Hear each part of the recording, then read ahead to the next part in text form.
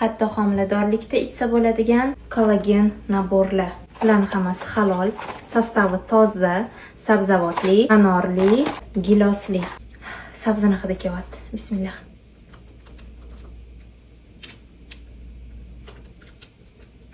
Homiladorlik paytingizda qayt qilgili kelmaydi.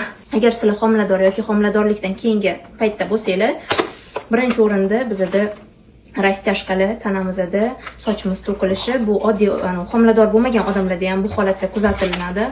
Suyaklar yemirilishi, tirnoqlarimiz plastinalari qavat-qavat bo'lib ketishi. Kollagen ayol kishining organizmiga eng kerakli bo'lgan vitamin. Bu gilosligisi. Chiqishini qarang.